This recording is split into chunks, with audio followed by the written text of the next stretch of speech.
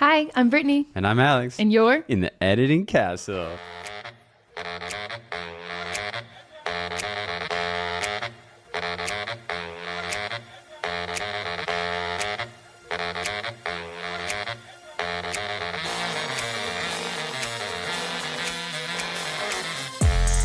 Yay! Welcome back. Alex, back. What does it feel? What does it mean to you to be back in the editing castle? Oh, it means everything. That's really funny. Thanks. This year we started doing interviews, and one of my favorite interview questions, sometimes they hit really hard, sometimes not so hard. So my favorite interview question is, what does it mean to you today to marry your best friend? Some people take that and just run with it, and some people just say, means everything. You're like, could you give me one thing? I mean, it's fun. I don't really like to give them like a very big heads up about, well, maybe now they'll know, but Surprise. we're going to be putting it in a lot of content that ends up on social media, some really good interview questions and stuff. So maybe people will start to catch on. But yeah, I think the point of it, in my perspective, is it's just like a real conversation that you're having with somebody, and it just gets to be like an off the cuff type of interview. I don't let people prepare. Nope. I like that about you, Alex. I personally love asking people questions and putting them on the spot. I think that's when you get the most authentic answer. Yeah. But we're not talking about interviews today. Thank you very much. What are we talking about? Well, today we're talking about the workflow that allows us to deliver our galleries super fast. Super fast. Like you're not even on your honeymoon yet, and here's your gallery. We're not even back That yet. actually was the goal for a part of the year, because we were starting to notice that some of the people were getting the delivery email while their stories on Instagram were in like Hawaii or wherever they were. And I just thought that was really fun, that for marketing, I mean, that's just marketing gold. I'll get you your photos freaky fast before you even get back from your honeymoon. Before you're back from your honeymoon, before the tan fades. It's nice. It's really nice. I think it's a true testament to showing how hard you've worked towards developing the discipline to be able to do that for an entire wedding season. We had 25 this year. It was a big season. It was very full. In a lot of ways, it felt like it was one every weekend, sometimes two, but it was consistent. Alex once described on a really cool podcast interview that we were lucky enough to do with some friends from Italy. Their names are Victor and Elizabeth. Is it Elizabeth? Mm-hmm. Yeah, she goes by Lily. Basically, it feels like you're a professional athlete. And, you know, some weeks you have a bye week, very few, but then you're already off to the next big show again. So you got to stay in tip-top condition. And I think a huge component of that for us this year was trying not to get buried in the editing queue. And also just not taking for granted time, period. Like you might have 10 days or 14 days before your next wedding, and that a lot of years, I can really only speak for us, right? Like you listening, you can decide if this resonates with you a little bit harder than you might want it to. Mm-hmm. But when you have that opportunity to take your foot off the gas a little bit, it's really easy to do that. But the repercussions of that is you're then banking time later to do that same amount of work. The work never really changes as much. Like the quantity of the work doesn't change. It just changes when you actually get back into your editing castle and you stay there and you do focused work, right? That was a big theme this year. That was so beautifully said. It really is a matter of convincing yourself that the work isn't going to get easier. It isn't going to be less in the future. In fact, if you're able to get into it faster, it's going to be a much more energetically serving project than it would be if you waited those 3 months and now you're pressed against a deadline. Yeah. And we were just trading time. Allowing ourselves to continue up on the workflow was really important to be where we are today and to be in the right mindset to be there. A lot of questions that we get related to editing are, how do I edit faster? What's the workflow that's going to work for me? I'm a busy mom, or I'm a busy person and I've got a full-time job and this is my part-time thing. Like, how do I get it done faster? And so today we really wanted to give away our workflow that finally feels like it works. There are layers to this, and we want to give you some of the practical things that we did, both with our scheduling and our equipment upgrades, as well as what we actually did in order to lock in and get it done. There's going to be some real good tips and tricks on like how to stay focused and do like really concise work time frames. So we're going to get into all of that. What direction should we go first, Alex? What kind of format do you want to do? Well, depending on where you're at in your business, this could look a little bit different. So for us, one of the things that really helped to establish ourselves in the industry and in the community around us to get some of those word of mouth referrals that mean so much to us, and they really propel your business, because if you can get into a couple of really good friend groups and deliver a really great experience and a really great product, that could book you out for 2 years. So true. Literally, that can be such a difference in your bank account, as long as you can stick to what you need to be able to do, which is over delivering on an under promise. So if you need to adjust your contract before you send things out to give yourself more time to make sure that you can hit those timelines of deliverables, that would be really important. But if you have them out already and you've already booked it, then now we're just going to focus on the workflow. So for us, preview really meant a lot in order to get the photos back into the hands of the people that really want to see it. Over time in business, you learn what works and what doesn't, and you have to adjust and become adaptable in order to make it work.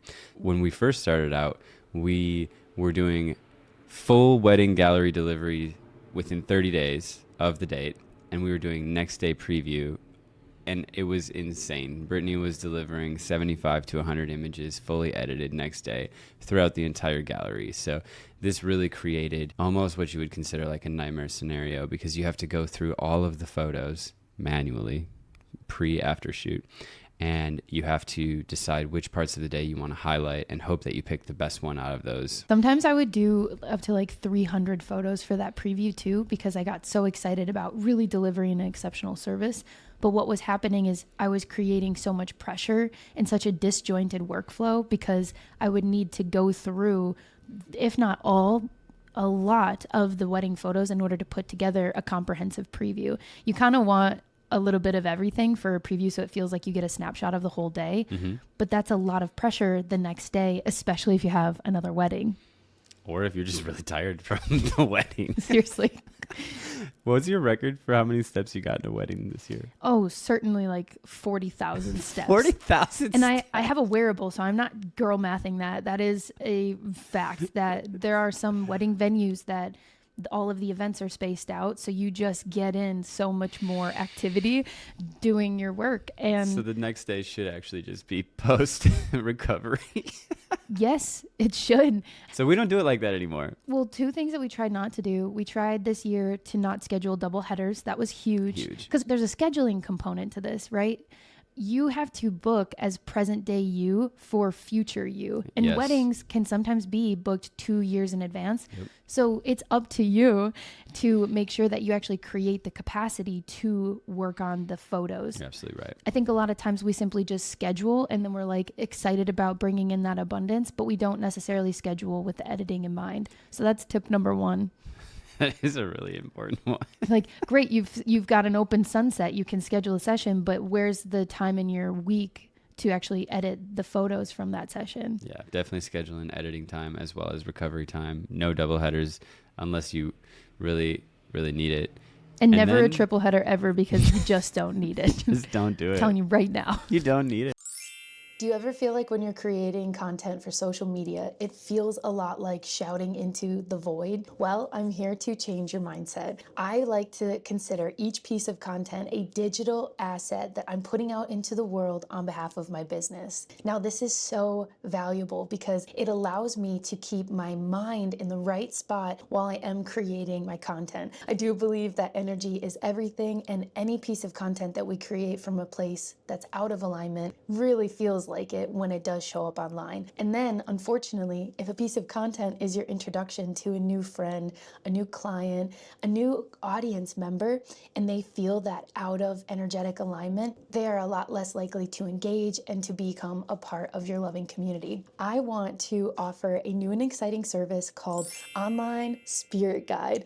It's kind of like an Instagram audit, but it's actually much more of an online review, and then a loving, unbiased, soul sister perspective on your blind spots. This is not judgment. It is not you are late. It is not you're doing this wrong, but rather here are a few adjustments so you can do it really right. Now, I do offer this as a one-on-one service. If it is something that is on your heart, there's a link in the description below for you to schedule yours. This comes at an introductory rate of $129. This includes a 45-minute review call and then a full review of your social media and your website. I do have an exciting course coming out that is Online Spirit Guide, a full video tutorial. I'm so excited to offer that course to you. So if you would like to join, I would love for you to click the waitlist link below. Everyone who signs up with their email, you'll be able to gain first access to the course and a special founders discount. So definitely click the link below and get excited with us.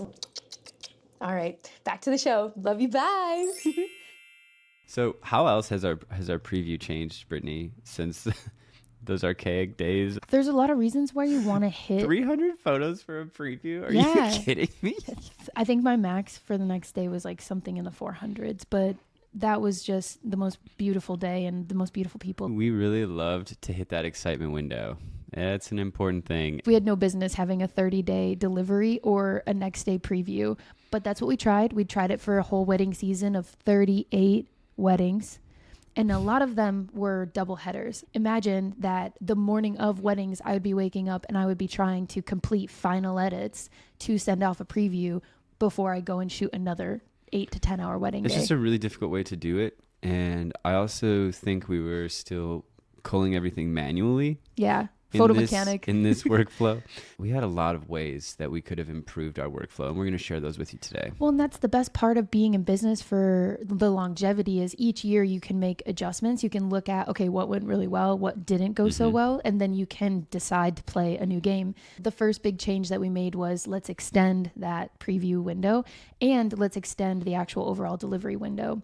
In this phase of our lives, we were still procrastinating. We had a lot going on and we hadn't yet figured out like balance. That scheduling element. Yeah. So even though we extended the preview window to 2 days and the delivery window to 60, it still felt like we were kind of sprinting to keep up. Give yourself a whole extra day. I know. And that's so funny because so people are like, what? Like give yourself a week. Like I do a preview in a week. Like what are you doing, girl? Not enough time on a doubleheader. No, you wake up that Sunday and you're dead dog tired and you're just like, I guess we're going for it. Like here we go. What we did is we extended it to 60 days and we were still kind of getting pressed against that timeline of 60 days. We were pretty much delivering around 58 or 59 days. And this is when we really started to realize, hey, if we can change the deliverables and we can under promise and we can over deliver, then I think we're going to maximize that window of excitement that we were talking about a little bit earlier. We actually we pushed these timelines out so much to 120 days for our video, 90 days for our photo galleries for the wedding, and then 60 days for engagements and anything else. At that time, we were still doing a couple smaller sessions here or there. And this was the real hang up.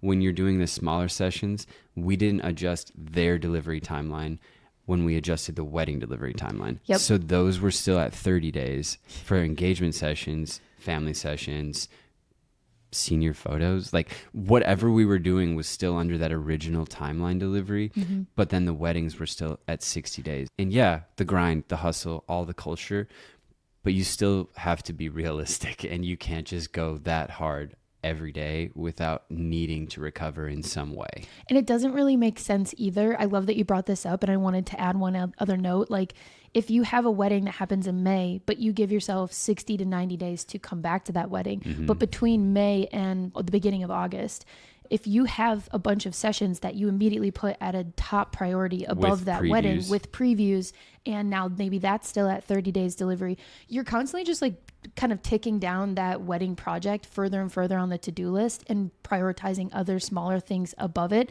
And that's just, you're constantly going to be late and close to late on your weddings. Like you're always reshuffling the priorities in the wrong way. If you're experiencing this right now, like maybe your ears are like, wait, like, there's hope. There's hope. Like this is exactly what I'm doing. So I hear you. I see you. That was definitely something you have to go through in order to decide I can't live like this anymore. So the first thing that I would recommend is, Alex already alluded to this, really ask yourself how many smaller sessions you should be doing if you're a full-time wedding content creator.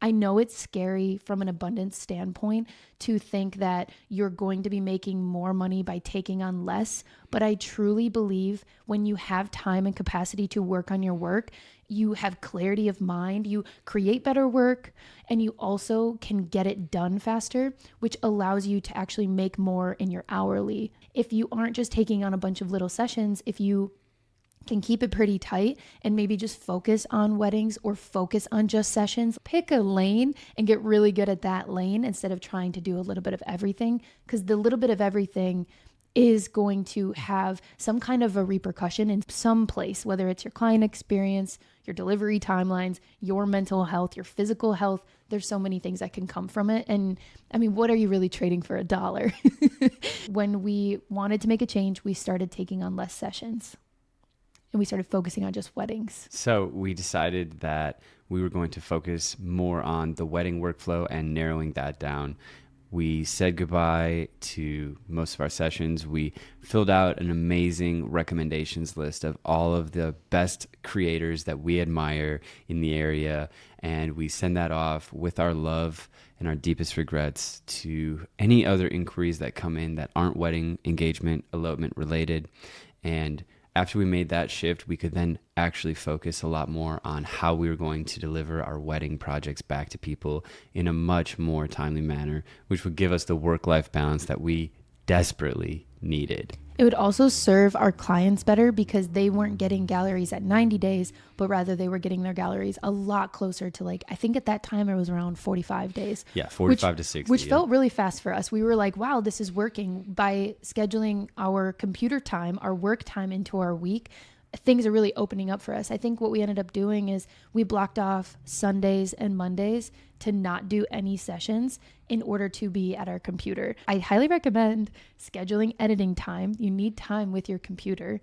Sundays and Mondays worked really well for us too, because that would be the first free day, essentially, after a Friday and Saturday. So that would either be 1 or 2 weddings. So then you get that bulk processing day off to do the bulk processing that you needed to do. And this was at one of the crucial points in our career where we really started to look into the power of AI. We doubled down and we decided, hey, this workflow isn't actually as efficient as we think it is. Maybe the culling manually is where we can really save some time. So we leaned in, we did our research, we tried a couple of different programs, and we ended up landing on Aftershoot. Aftershoot is a time saver. Aftershoot is a program that utilizes AI unicorns to go through all of the photos that you create on a wedding day and to put them into categories based on parameters that you set. And the best part is you don't have to watch it. It's going to do its thing whether you're standing in front of the computer or not. This gave us time to go and reset and get ready for the next wedding if it was the next day, or it gave us time to get back out into nature and give our nervous system the reset that it needed, so that when we come back into the editing castle, we have the right energy, the right mindset to then look at all of the work that the AI unicorns had done for us and to begin our culling process. So this would be where we go through and look at all of the selections and we create our own selections of the best of the best. And these are all categorized. When we brought Aftershoot and AI into the workflow, it really opened up a lot. Number one, having help with that preliminary cull, game changer. Because when we were using our previous culling software, which was Photo Mechanic, it felt like everything was so manual and it felt like I was just over selecting. And as an overshooter and an over selector, I was often working on so many pictures all the time that the actual act of culling and editing was cumbersome and not fun. It was hard to romanticize such a valuable part of the artistic process when it really felt like such a chore. That was our editing cave era. And I know that a lot of you feel that right now. And so I do recommend being able to look at some of the elements that we're talking about and ask yourself, like, what is it that's holding you back from being able to romanticize the process of the editing and the culling, so that way you can make those improvements and adjustments in your own workflow. Bringing in Aftershoot allowed us to get the preliminary cull going. It allowed us to have suggested selections, which helped with the decision-making fatigue. And then what it also offers is a preliminary edit. The program actually allows us to use our preset to create a profile, which is basically a preset inside of Aftershoot, so that we can apply that preset in that general edit to the images before it even gets into Lightroom. So when we discovered this, we felt like we hit the jackpot. During this time, we also decided to start doing a catalog per gallery for organization. This has been a total game changer as well. Game changer. I have a very neurodivergent mind and I get very distracted when I'm frustrated. I will either be like frustrated with lighting or the energy that is in the images, or maybe I was just frustrated by like the timing of the day. You know, things happen on a wedding. So what would happen is I would go in my big Lightroom catalog and I would start poking around in other galleries. And I realized that was actually killing a lot of my time. Or if I got frustrated with a gallery, I would go and pick up my phone.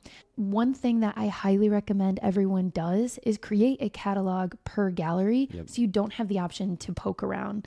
This is going to help you stay on task. It creates that one layer of resistance because you would have to close that catalog, go open up a new catalog in order to start going and working on something else. Not only did we change the way that we process the content, but we also changed the way that we intentionally created it. By creating with the preview in mind, specifically utilizing the Fujifilm X100V during the wedding day in those high value moments, you are creating the preview as the day goes on. This is so much easier than picking through all of the photos, thousands and thousands and thousands of photos to find those when they're just on the camera already. This was a really big shift for us, and it made the preview so much easier to do. The Fujifilm has film recipes inside of it, so the photos are already edited, and then I get to bring them into Lightroom and make any final adjustments to exposure or use any generative AI to remove distractions. But now, the day after the wedding or 2 days after the wedding, within my preview window, I'm able to deliver film-like photos as the preview, and I don't have to decide on the final coloring or the final cull of my main gallery, is what I'll call it. And that has really made such a difference.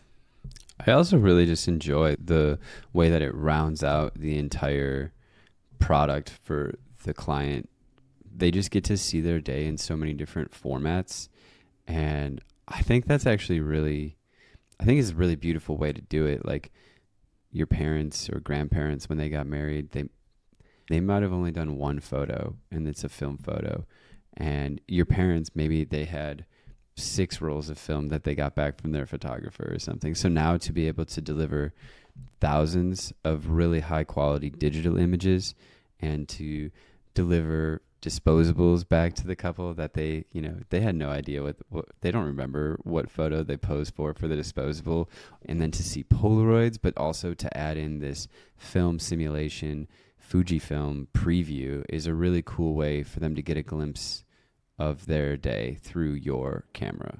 I love it. I think it's great, and it's been so efficient for the workflow. I think it's been a really big part of how you were able to do the 7 to 14 day delivery. Obviously, it has a lot to do with your discipline, and I'm just so impressed with you. Yeah, we'll get into that next. But on a wedding day, I create with 4 different cameras. I have my main camera, which is the Canon R3.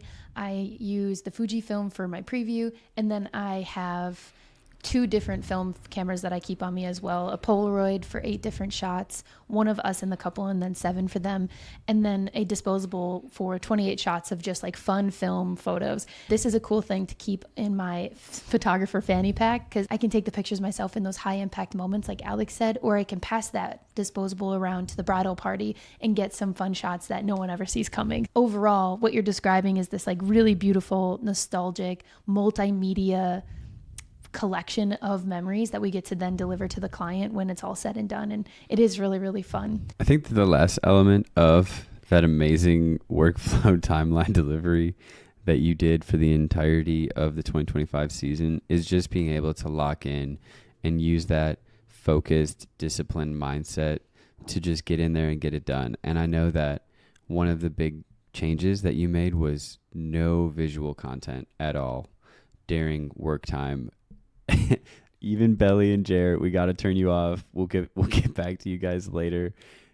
You just have to lock in. And Brittany loves to do this with podcasts. Really awesome to listen to like motivational speakers during this. It just feels like they're like right next to you when you're working.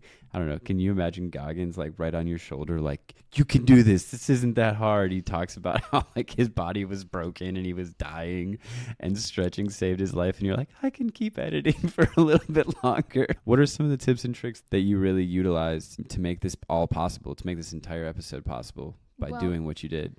I love that this is now a full circle with the editing castle, because it's really a mindset thing. Your mindset is the greatest accessory that you can bring into any room you go into. I love that. It's important to really take into account the narrative that's going on in your mind. When you sit down, if you're telling yourself that it's a chore and that it's arduous and it's not fun, that's what your brain is going to be wired to be thinking and to be feeling. So unfortunately, you literally have to be Delulu, and you have to tell yourself, like, I love editing. I love culling. I am enjoying this process, and you have to romanticize it. And romanticizing anything is a very intentional thing. You're not just going to wake up one day and suddenly love culling and editing, but if you can actually find the value in making it a positive experience for yourself, you can actually enjoy it. And that's where Editing Castle comes into play. We don't have to edit and cull. We get to edit and cull. And we aren't shoved away in a little cave, but rather we are in our castle, and we are kings and queens, and we're doing amazing work that has great impact. It's a mindset thing. I want you to really ask yourself what kind of narrative you're thinking when you're at your computer. Is that keeping you from simply locking in and getting it done? And then from there, it's important to build up the skill of focus. This is so underrated. We live in a world where everyone's focus is like 3 seconds, right? We have this app of social media that's basically a slot machine that's keeping you looking for your next dopamine hit. And the reason why editing and culling can feel so difficult is because it is a long game. It's a sustained focus period of time in order to see the reward. It's not an instant hit. So what I have found is you have to build up the skill of focus through practice. I have shiny object syndrome, as Alex would say, and I get excited about things that are going on around me or ideas that pop up in my head. And the only thing I have found that helps me to lock in is to set time blocks and timers, and just really keep myself focused on hitting a tiny goal. Hitting tiny goals consistently can help you complete a larger task. A great example, a tiny goal for me might be, I'm going to get this full cull done before the end of this podcast episode, or I'm going to edit all of the ceremony before I go get a snack. I like to pair a goal with a reward because it helps me to work towards something that I then get to reward myself with. You get to actually create this beautiful momentum by hitting that tiny goal, giving yourself the reward, and then coming back and almost training your brain to be looking for that next reward. Here are a couple of main things that help me to romanticize editing. Number 1, have water nearby. Notice I didn't say coffee. You need to have hydration in order to keep your brain functioning at optimal levels. So please have a big glass of water. Pick your prettiest glass and romanticize having that glass of water. Now, you also can have a fun drink, but I highly recommend releasing the idea of needing coffee and trying something that's a more sustained caffeine high, like green tea, matcha, or hot tea. Just consider that coffee might be sending you into like a little bit of a spike crash spiral, and that might not be conducive for long sustained period of focused work time. If you want to have a snack, make sure it's not a super sugary snack, and make it something that has fiber, fat, and what's the other one? Protein. Make yourself a snack that has all 3 of those things, or eat a meal right before you try to lock in and do your focused work time. And then, as Alex mentioned, remove all visual distractions, all visual stimulants. This means no Netflix. This means no YouTube. This means you actually are just listening to whatever you want to be listening to while you're working on the photos. And hopefully you set your phone to do not disturb, so you're not popping on Instagram for a few minutes in between noise or whatever. long story short is whatever you're allowing to distract you is distracting you. You have to make a conscious decision to not be distracted. And the only way to do that is to set yourself up for the success, which is not being distracted. Remove the distraction from the room.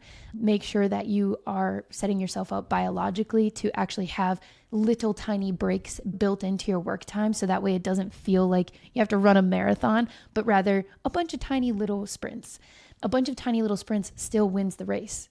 You just need to continue moving forward. As long as you keep going, you will get it done. But if you give yourself permission to stop and to never come back to it, that's where procrastination spirals and it becomes this tiny snowball that falls down the mountain and becomes an avalanche. And then you suddenly have an editing queue that keeps you from being able to romanticize your work.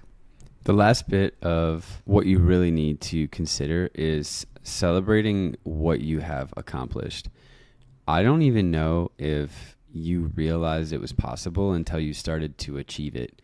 Like, do you remember the first time this year that you delivered a wedding gallery within 14 days? Yeah. I remember when I hit my first 6-day window. Yeah. And it felt so special because I hadn't even considered that was possible.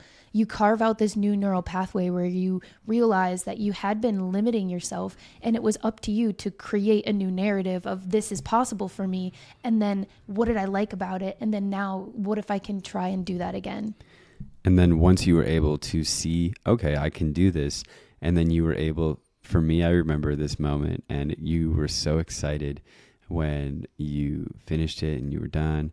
And then you were like, I think we can take it off the calendar now. Mm-hmm. Because one of the things that we've added in over the years to our entire workflow is putting due dates onto the calendar. If you don't do this already, I highly suggest it, because what it does is it gives you a better idea of what your year truly looks like. And yes, it'll help you to say no to some of those sessions like what we were talking about earlier, because you'll see, oh, there's a couple pinch points right around this part of the year where I really have to be locked in, or I have to already have accomplished those things by trading the time for now for later, which is what you do every time you're in the editing castle.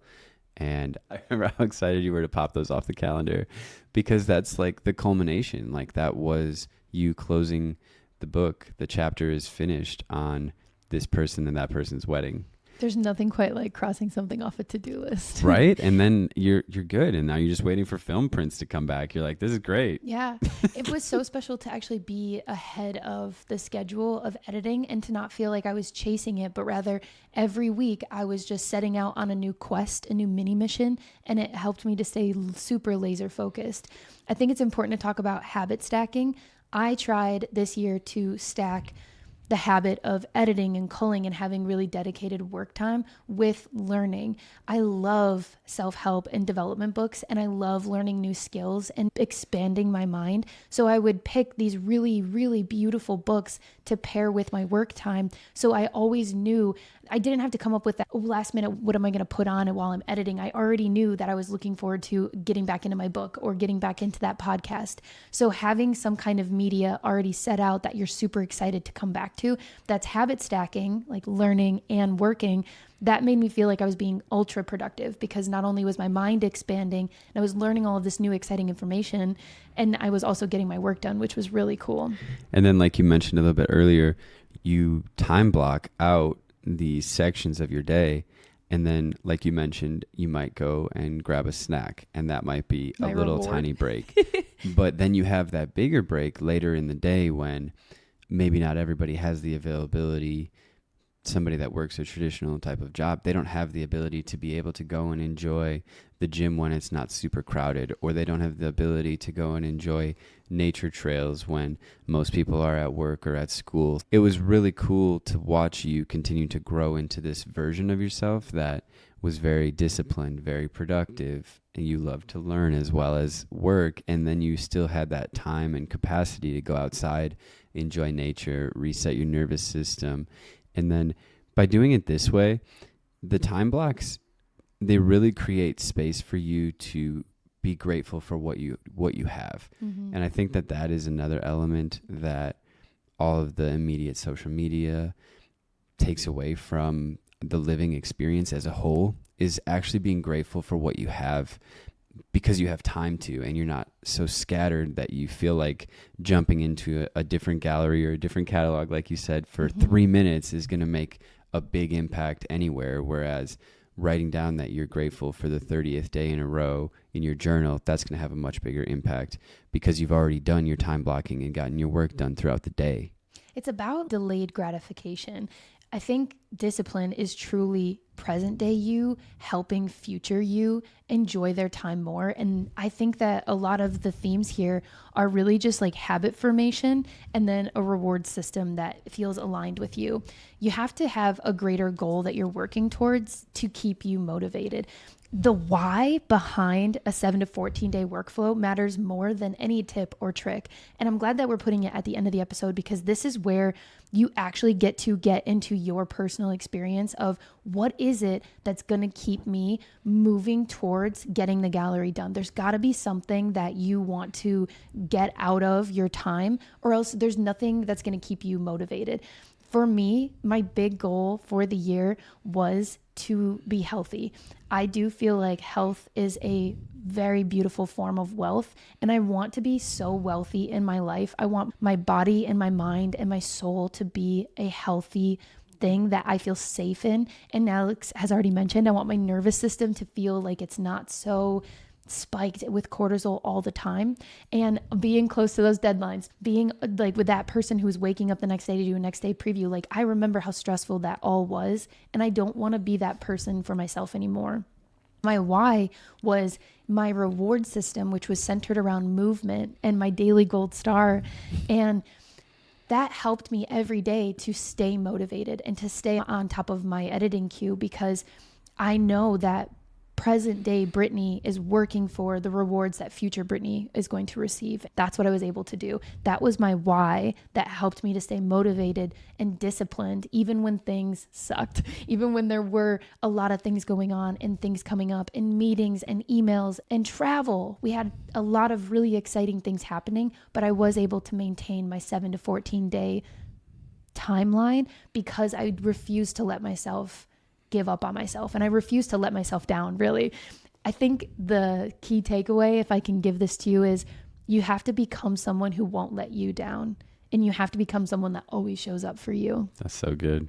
Really, that's so good. Thanks. It's all of those self-help books, Alex. It was all about habit formation, discipline. David Goggins, his entire journey as a Navy SEAL is just unhinged. The TLDR, what are the big takeaways from this episode? TLDR, for anyone who doesn't know, is too long, didn't read. That's really fun.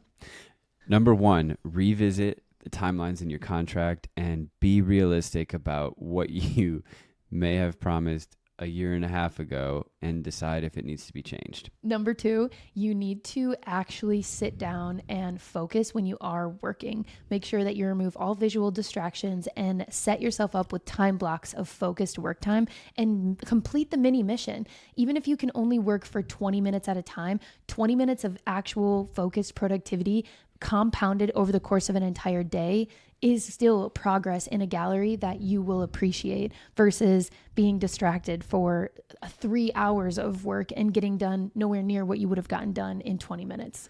That's a really good analogy. That's kind of like, I'll take 10 minutes of sunset light versus an hour of blue hour. 100%. Absolutely. Choose the media that you are going to consume while you're in your editing castle as a way to build you up and to help keep you motivated to keep going and to push, if only for another 20 minutes.